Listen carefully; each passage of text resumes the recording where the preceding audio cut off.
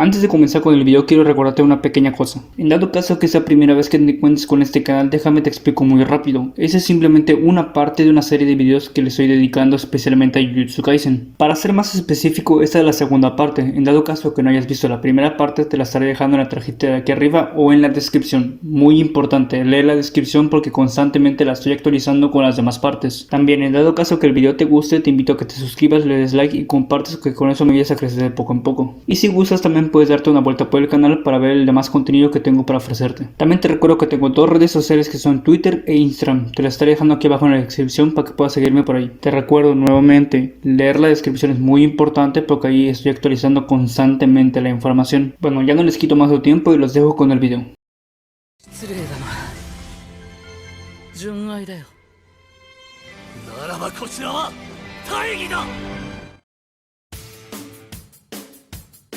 Creo que el punto ya se entendió bastante bien. Ahora, quiero que todo esto que acabo de mencionar lo comparemos con la película, porque me pareció un producto mucho mejor estructurado. Obviamente tiene un tiempo más limitado en pantalla, pero esos problemas se pueden solventar si se saben trabajar bien.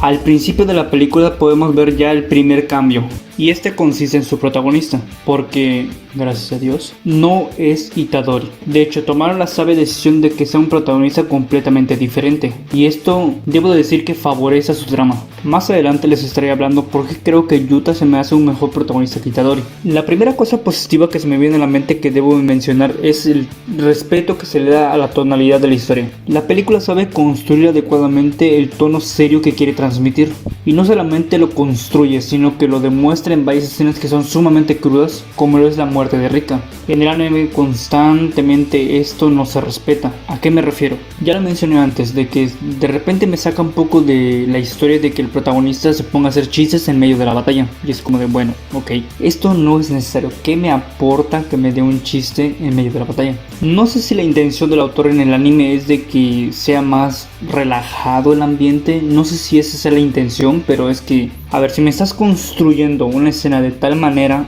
conclúyela de tal manera como me la estás construyendo. No de repente me cortes el ritmo simplemente para que tu protagonista se haga el graciosito. Ojo, no con eso estoy diciendo que un shonen no tiene que tener comedia, no estoy diciendo eso, porque al decir verdad la película sabe manejar esto muy a la perfección. Los momentos que son de tensión y acción se respeta esa tonalidad, y cuando no hay nada en juego se toman el tiempo de hacer la comedia que quieren, y funciona porque son momentos en los que no hay un conflicto en pantalla. Es un momento para que el espectador pueda relajarse y se tome las cosas más a la ligera. A eso es a lo que me refiero con que un shonen no tiene nada de malo que tenga comedia. Puede tener comedia un shonen porque no está limitado a tener algo en concreto, que son las peleas en este caso. Se pueden tener momentos de dramatismo, momentos de acción y momentos para reírse. Sí lo pueden tener, pero tienes que construir la escena en el contexto adecuado. No puedes meter todo en un momento concreto, porque lógicamente terminarás sacando al espectador del momento. Ok, vamos a hacer esto con dos ejemplos. Un ejemplo en el que la película lo hizo bien y un ejemplo en el que el anime lo hizo mal. Esto lo voy a hacer porque en el video anterior vi un comentario que parece no me terminé de explicar muy bien y no me entendió a qué quería llegar, así que vamos a hacerlo con un par de ejemplos. Un momento bien conseguido en una película de comedia es cuando Panda le pregunta a Yuta que qué tipo de físico le atrae a una mujer. Este momento funciona porque los personajes están en un momento concreto en el que no tienen conflictos que explorar. Es una escena que funciona porque los personajes están simplemente interactuando en su día a día, y sí funciona la comedia por eso mismo. Un momento de comedia en el anime mal implementado es en el regreso de Itadori, donde los personajes, sus compañeros de equipo, acababan de atravesar la pérdida precisamente de su compañero y estaban lógicamente de cierta manera lastimados por esa pérdida. ¿Qué hace el anime en lugar de hacer un reencuentro conmovedor entre ellos y pedirle explicaciones de oye, ¿qué te pasó? ¿Cómo es que reviviste? ¿Cómo es posible esto? En lugar de entregarnos un momento para desarrollar a sus personajes, no. Era más fácil, ¿verdad? Hacer el chiste en el que Itadori les da una mala sorpresa y sus compañeros ni siquiera lo extrañan. Era más fácil eso.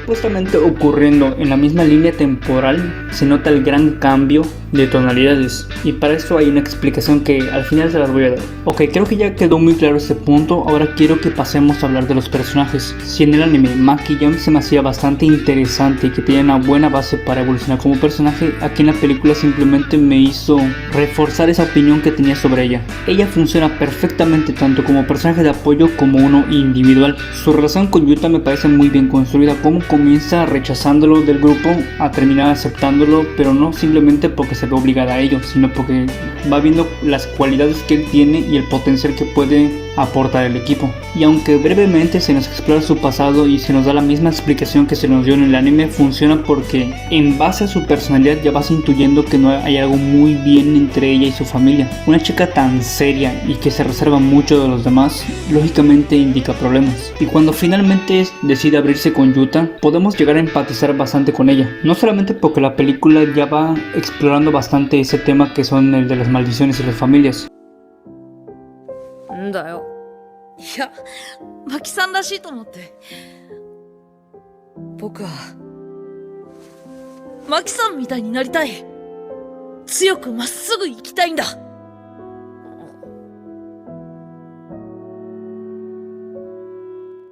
Porque lógicamente una maldición familiar tiene mucho peso en este mundo y ella, al no poseer una, lógicamente se ve menospreciada por eso mismo. Y este tema no simplemente se limita a Maki, sino que lo vemos en Inumaki también, de que su maldición, lejos de aportarle algo positivo, realmente es algo que le traen simplemente desgracia en su vida. Teniendo que contenerse con sus palabras para no dañar a nadie con su discurso maldito, realmente no puede llevar una vida común y corriente. Tiene que ser una persona limitada hacia los demás, o incluso sin ir más lejos el propio Yuta. Tú podrías pensar, wow, una maldición que todo el tiempo te está protegiendo es algo positivo, ¿no? Nadie puede hacerte daño, pero nada más lejos de la realidad. Rika, al ser un espíritu corrompido, lógicamente despierta en ella sentimientos negativos y protege a Yuta no de la manera que uno quisiera. De hecho, termina más que nada trayendo desgracia en la vida del pobre chico. Wow, ¿se están dando cuenta de la gran diferencia de desarrollo, no solamente de personajes, sino también de historia, en dos cosas que se suponen son una misma obra? Mientras el anime se encarga de que sus personajes sean simplemente bufones, llegando al punto de que se conviertan en una parodia de sí mismos, y en otra se preocupa realmente por darle un desarrollo a sus personajes principales. Oye, pero en el anime también Itadori tiene cierto desarrollo, porque si te das cuenta en el capítulo tal y tal y tal y tal, no estoy diciendo que Itadori no tenga desarrollo como personaje, estoy diciendo de que Itadori se la pasa más, o más bien, no Itadori, el autor, se esfuerza más en de que el personaje sea carismático, entre muchas comillas, a darle un arco de desarrollo concreto y bien estructurado. Porque lógicamente si un personaje me lo pintas como el gracioso todo el tiempo, eso terminará opacando al desarrollo que realmente tenga. Porque de lo que me voy a acordar no es de su desarrollo ni los momentos concretos de que el personaje se pone a reflexionar sobre sí mismo o el mundo que lo rodea. Me voy a poner a pensar en los chistes que se la pasó diciendo en cada uno de los capítulos a lo largo de la serie. Pero regresando al tema, los personajes están muy bien establecidos y se le da el desarrollo adecuado al tiempo de la película, porque lógicamente como es una película con tiempo limitado no puedes extender ese desarrollo y profundizar más. Quiero hacer un especial apartado a Goyo, porque quiero hablar muy concretamente del Goyo de la película y el Goyo de la serie, que son personajes muy diferentes a pesar de que se parecen en algunas cosas. Para empezar, la base de la personalidad es la misma, pero el de la película está mucho mejor conseguido que el de la serie. ¿Por qué digo esto?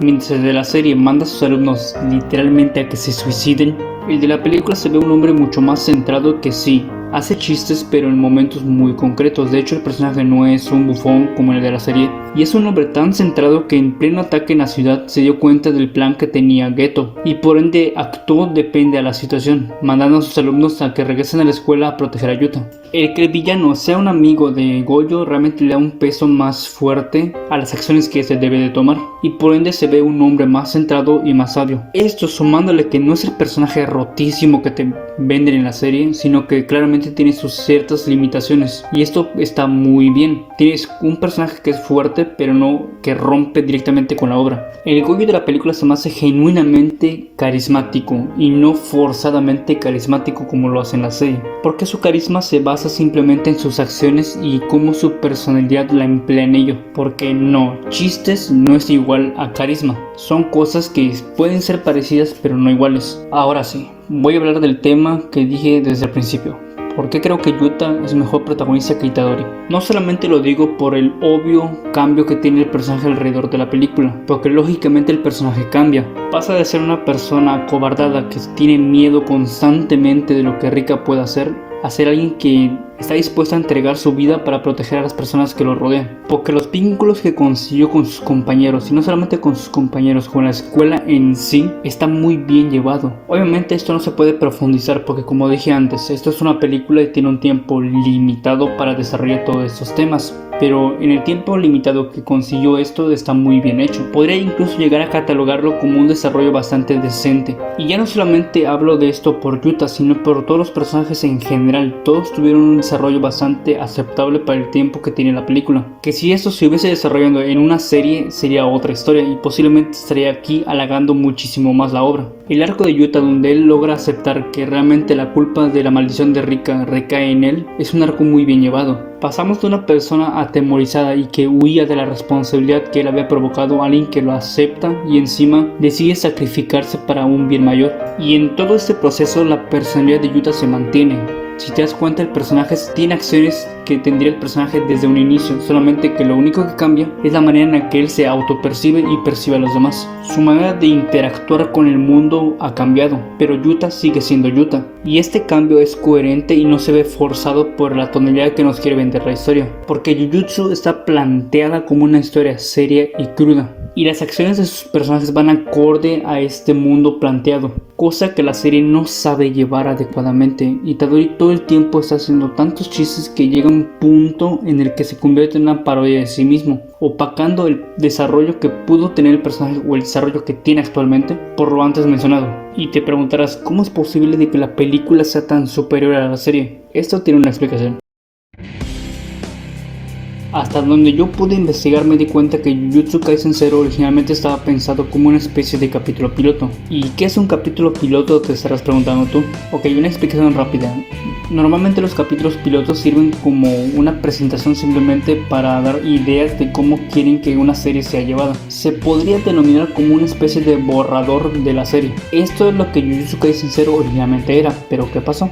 El autor canonizó este piloto y lo hizo parte de su universo. Y para mí esta decisión que tomó el autor no funciona. Me es difícil y encuentro ciertas contradicciones de que Jujutsu Kaisen 0 sea la precuela de Jujutsu Kaisen. Ok, les iré explicando por qué para mí esto no funciona como una precuela. Y también les diré qué hubiese hecho yo en los zapatos del autor. Para empezar, esto no puede ser una precuela precisamente por el arco ya resuelto de Yuta.